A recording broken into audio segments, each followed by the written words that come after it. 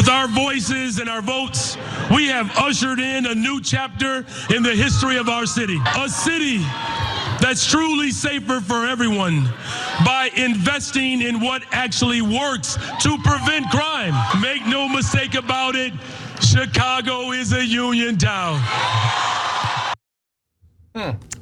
Progressive union leader and now former Cook County Commissioner Brandon Johnson, the progressive in the mayoral race, has won the Chicago mayoral race, narrowly beating out corporate Democrat Paul Vallas.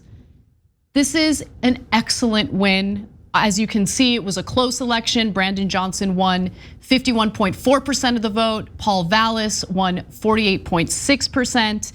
And this is a big deal because let's just be honest. I mean, Vallas was backed by the police union, huge proponent of charter schools, which led to Brandon Johnson, the progressive, earning the support from the teachers unions. And so this is good news. The idea of going to honestly, a so-called Democrat who in previous interviews said, I'm more Republican than Democrat, wouldn't have been a good idea for Chicago if you ask me.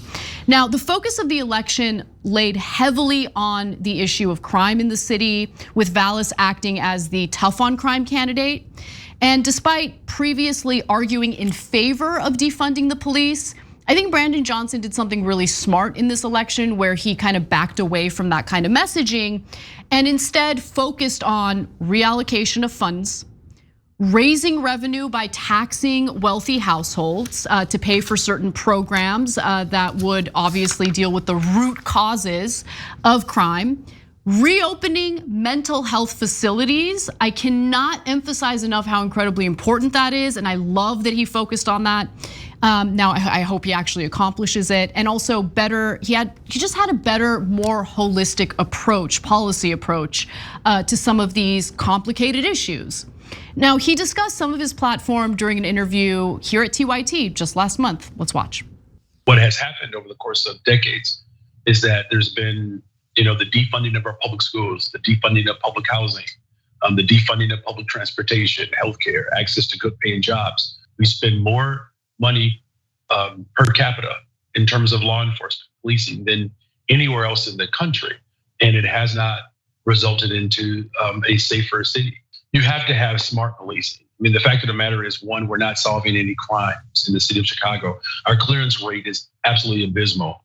25% of crimes are actually being solved in the city of Chicago. And so that's why my approach, because I have the ability to do this as mayor of the city of Chicago, we're gonna train and promote 200 more detectives. If we can't solve crime, it's gonna be very difficult for us to actually have a safer city. So it's a holistic approach. The last thing that I'll say is this too. I'm gonna double the amount of young people that we hire in the city of Chicago. There's a direct correlation between youth employment and violence reduction. And I have to say, I was impressed with Johnson after that interview. I asked him tough questions and he had good answers. And to me, what sets him apart from other progressives who claim to have implemented progressive criminal justice reform is that his approach was actually holistic instead of like, we just need to minimize the prison population, like we've done here in California, where it's like, we're just gonna release people, some of whom have been convicted of very violent crimes, and then what? There's no effort to help them reintegrate into society. There's no effort to rehabilitate them if they have committed violent crimes. His approach, Brandon Johnson's approach, is a smart approach because it talks about the root causes. It talks about how he's gonna tackle the root causes, where he's gonna get the money to tackle the root causes. Anyway, I just think his campaign was smart and he was underestimated by people, including Lori Lightfoot, now the former mayor of Chicago. She said, let's go to the last graphic here. They've endorsed Brandon Johnson, God bless.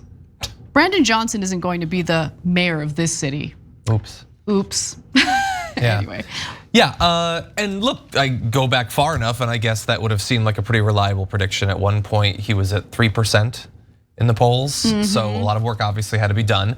And I don't know, I mean, maybe, he obviously did a lot of great work, but got sort of an assist by some of the messaging of Vallas, as well as I don't know, maybe the way that the Republicans tried to impact this race, their like incessant messaging about crime and trying to lead people to see the race through only that lens, when that was not the only thing that they were running based on.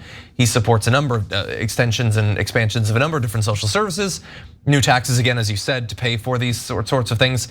One thing I would just quickly say, I used the term on my show and I shouldn't have, so Vallas says that he's tough on crime.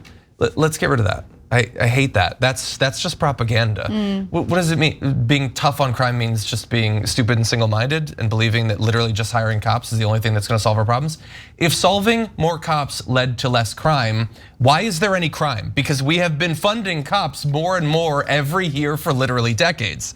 It clearly is not the solution to all of our problems, and the experience of any number of different countries around the world, including the vast majority of Europe, implies that there are other ways to get to the sort of outcomes that we want. And that's what I want. I mean, and I thought that's what all progressives wanted, but I don't know, I guess I was blind to a more extreme version of the left that thinks like, no, it's just let's abolish all of it, which I think is crazy. No, I want a Nordic approach to it, right? Where you actually, where prisons aren't just a place where you send people to be tortured, but a place where people get rehabilitated. And you see the success in that when it comes to the recidivism rates in Nordic countries, right? That's why I was impressed by Johnson, I really was, because he seemed to have thought about the more granular elements of criminal justice reform instead of just spouting off good sounding talking points that would appeal to a progressive base. I think the reason why he resonated with voters in Chicago is because, look, pay attention to what he said in the interview, right? So he talked about hiring, he did talk about hiring more cops, but he specifically said detectives because they are not, right now as it stands, they are not solving crimes. The police department there is failing in solving crimes. You need more detectives to do more investigations and actually find the violent criminals who are carrying out the violent crimes. I thought that was smart. I love what he mentioned about funding mental health. That's so desperately needed. He's just a good candidate overall. And believe it or not, the fear mongering coming from Vallas in regard to crime in Chicago turned a lot of voters off as well. I want to get to that real quick. Kristen Lopez, a 30-year-old graduate student, said that when she learned Vallas was endorsed by the police union, she knew Johnson would get her vote.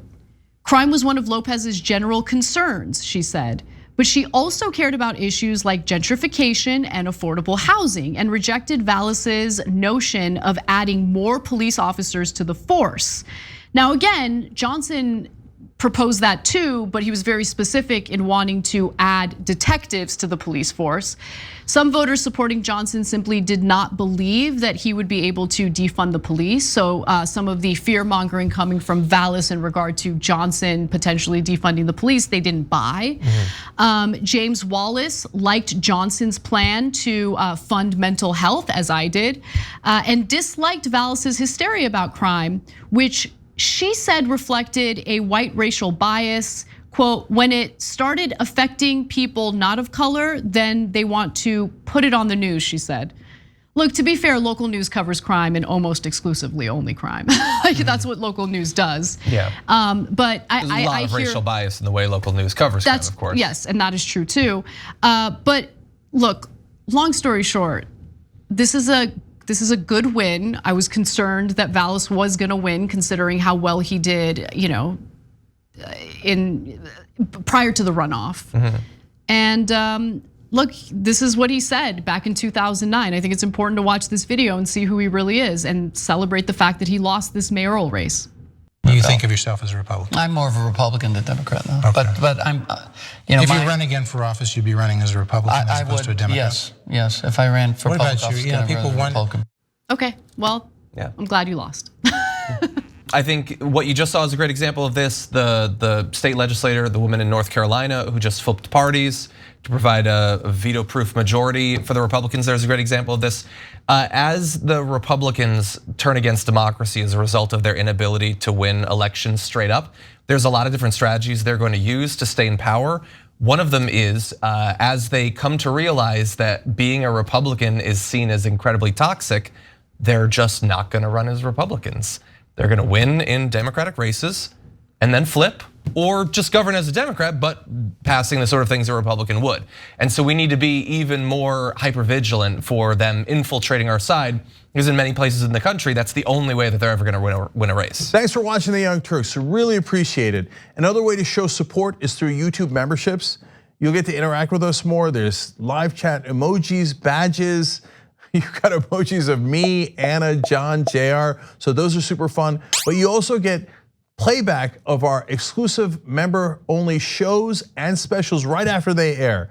So all of that, all you gotta do is click that join button right underneath the video. Thank you.